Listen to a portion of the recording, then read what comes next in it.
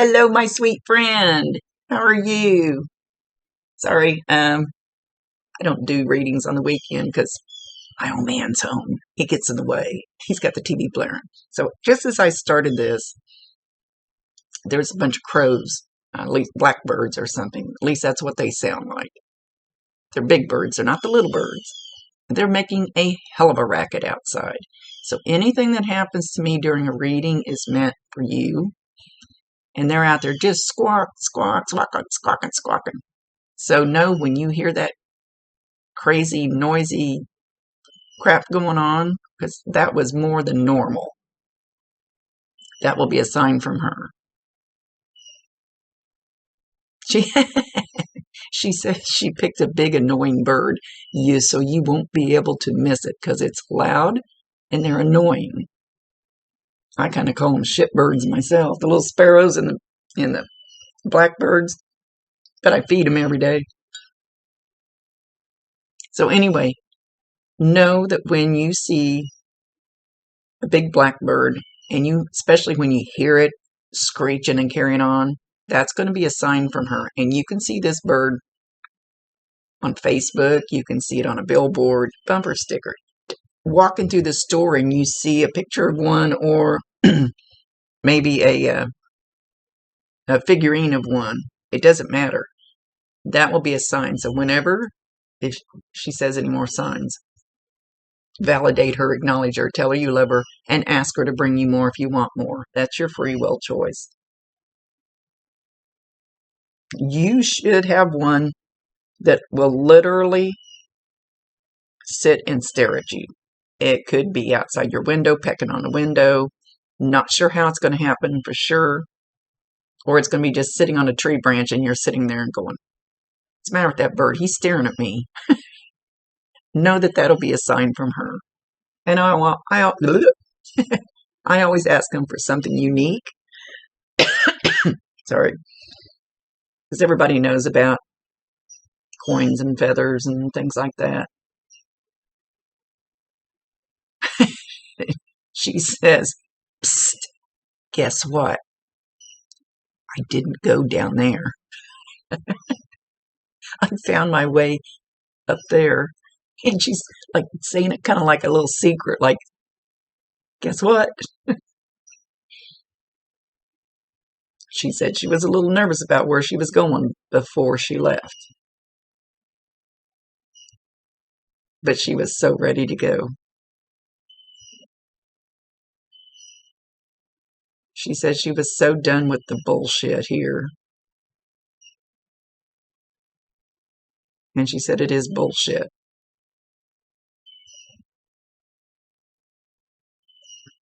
But it was time for me to fly. Fly, bird. And I always tell people, even if you don't believe in this stuff, I believe that we are here multiple times, lifetimes. We have more than one life. But before we come here, I have no idea how this works, but this is what they've shown me and taught me. That we decide our exit point. Not exactly what our exit point will be, but when our exit point will be. I don't know the purpose of that. Could be when you're 1 day old, can be when you're 100 years old. You will leave here around that exit point that's already predetermined. Depending on, it can waver a little bit because of how it's going to affect people around you, or lessons they're going to learn from it, or just different things like that. I think it stinks myself, but I don't get a say-so. So know that she was within her exit point range that she was supposed to leave. She's singing that song, I'm not here for a good time. I'm not here for a long time, I'm here for a good time. Hang on. Okay, so she's singing a song by George Strait, Here for a Good Time. And you know where it says, what she's singing is, I ain't here for a long time, I'm here for a good time. So go play that song. She's gonna make me cry. So go, damn it. Go play that song. Play it on the jukebox whenever you go out. If you hear it on the radio, know that that's a sign from her. You could be walking in the bar and it's on the jukebox. I like to do first song on the jukebox, and if I want a message from a certain person that I know that talks to me through music, I just tell him, okay, when I'm down there tonight, first song on the jukebox, I want that to be a message from you. Try that. She likes the jukebox. She likes the music.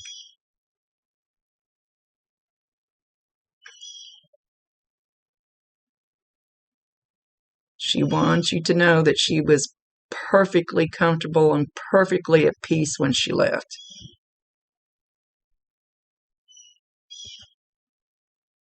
That out of all the bullshit that her body had to go through, her soul, her spirit was totally at peace, totally ready to release, totally ready, she says, to get the hell out of here.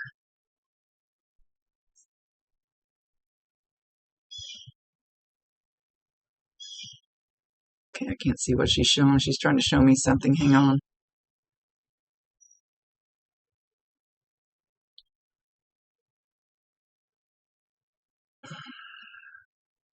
It's not quite clear enough yet. Hang on. Okay, first she shows me a beautiful angel standing by the head of her bed. And it actually looks like Glinda the Good Witch off of Wizard of Oz. But it's an angel. So I don't know why it's portraying that way. But that's what it looks like. It even has the little wand with the star on it. But it's an angel, and she knew it was there.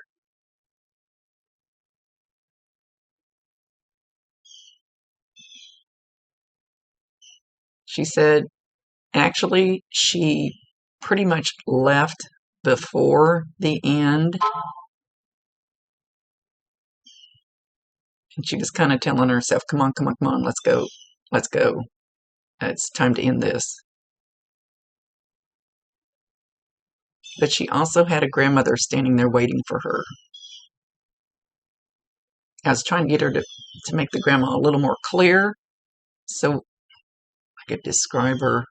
She's not very clear.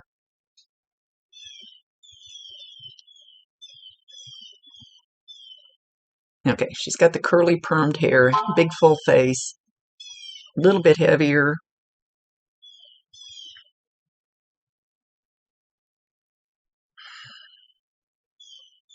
She looks like, oh, what was her name? Was it the show Mama's House? Oh, I never watched too much of it. What's her name from the Carol Burnett show? Can't think of her name. That ended up having her own show. And I think they called it Mama's House. That's what the grandma kind of looks like. So I'm just trying to describe her. So maybe somebody will know who was waiting for her. And it doesn't even have to be a blood grandma. And I know that gets a little confusing, a little vague. But the little lady next door can feel more like your grandma than your real blood grandma that lives clear across the country that you never talked to. So it's that grandmotherly feeling. That, yeah. She was there to make sure she got to where she needs to go. And she knew it. She knew it before she left. She was totally comfortable with leaving with this angel and this grandma.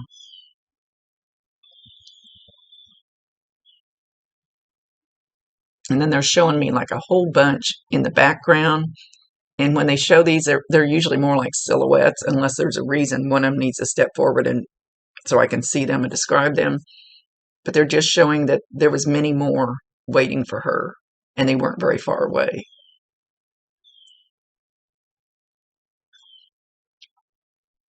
So she says she loves you. She says, thank you. Thank you for being there for me.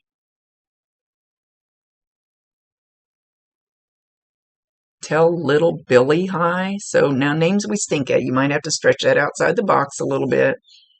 So it could be a male with a B name, BI name, could be Bill, could be Billy. More than likely, I don't know why we don't get names exact. We used to, just we don't anymore. I don't know why.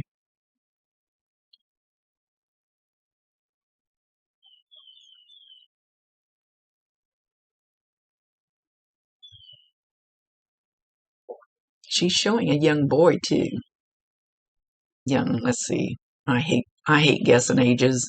Like 10 maybe, with dark hair, somebody that she knew very close or was related to that was already up there, that was there to greet her.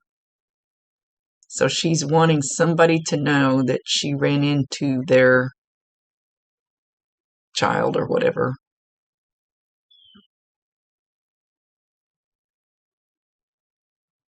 Giving names and ages. I stink at both. I can do a lot of things, but those two, not too well. Unless they tell me.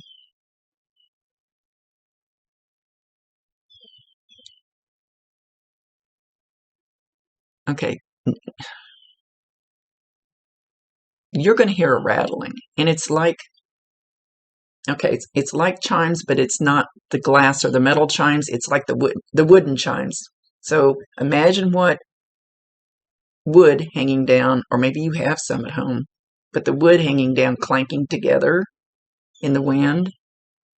You're going to hear that, and you can hear it in your car, in the store, in your house. Doesn't matter. It's not the bats in your belfry, Kat. We all know about them. I love you.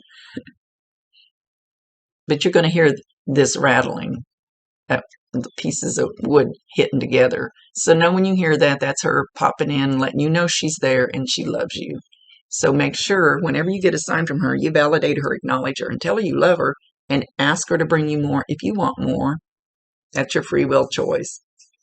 But let her know that you know that that's her, and you'll get more if you want it. It's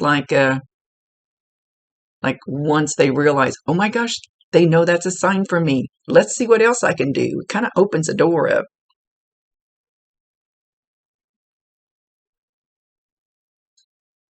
She says, I know you love me,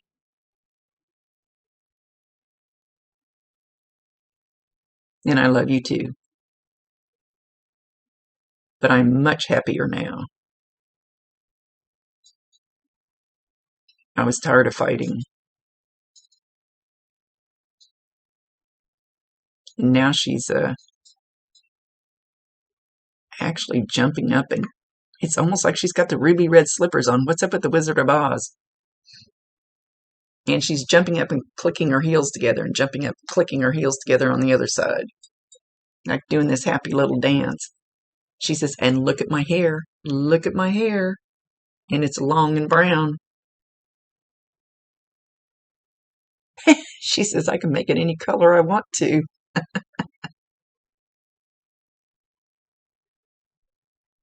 And they can, but they usually come through like somebody would recognize them. So you know who it is.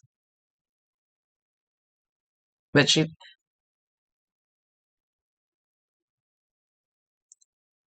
she says she learned a lot by this experience. And we actually come here, things I've been taught, to learn lessons, to learn things for our soul's growth.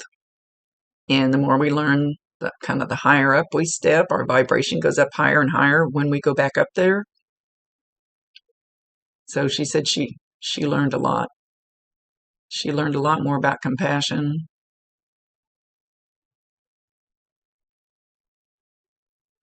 She just says she learned a lot. She's like rolling out a scroll. She said she learned a whole list of things from this experience. And it's an experience that will help her develop more.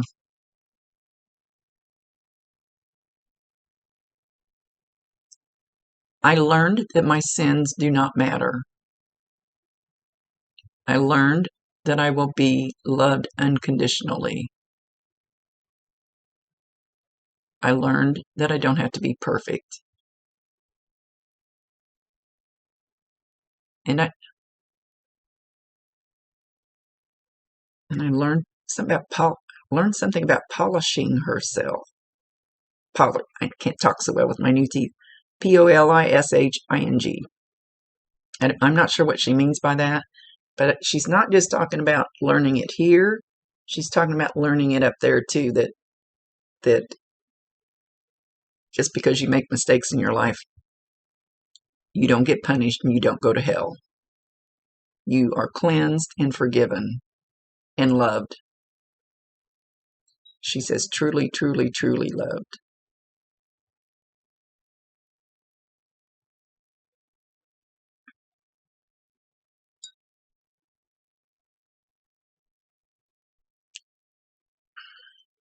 I don't know if you got there before she left, because like I said, she was already kind of,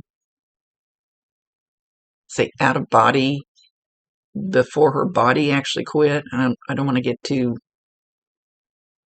described too much. But you felt her beside you, or right after. You felt her, and you heard her whisper.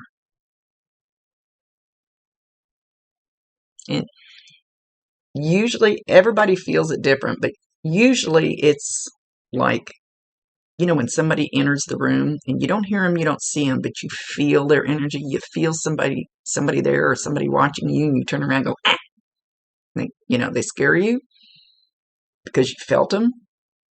That's what you did feel.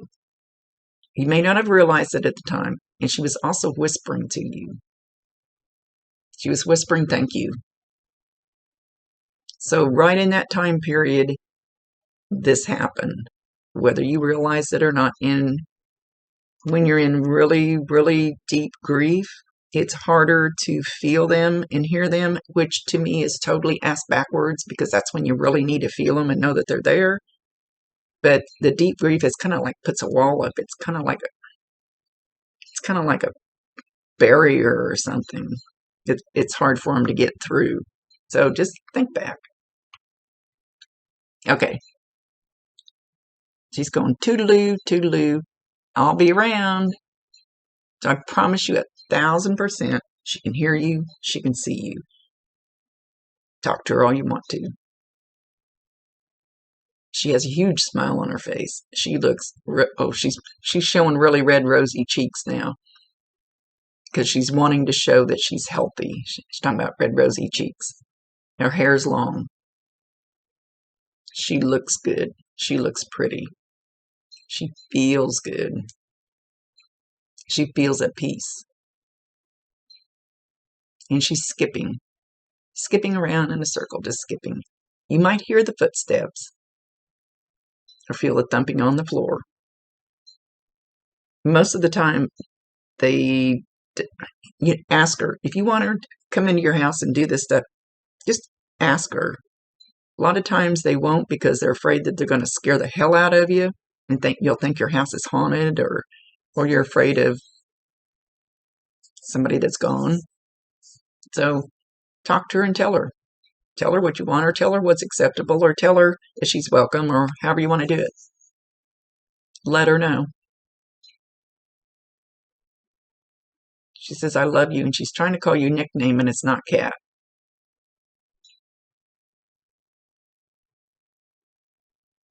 I can't quite catch it. She's trying to call you some other nickname, or at least something besides Kat. Okay, my dear. Know that she's good. She's smiling. She's healthy. If you want to call it that, we don't really have a body to worry about. She says she's safe and protected. And she's at peace because she got to go the direction that she did. She doesn't have to worry about that anymore. Which way we're going to go. Okay, my dear. Got to run. Got work to do. See you later. Love you lots. Come see me sometime. Rhonda Constant, your favorite hometown medium, physical energy healer, oracle card advisor, paranormal investigator, voice for your loved ones. Later.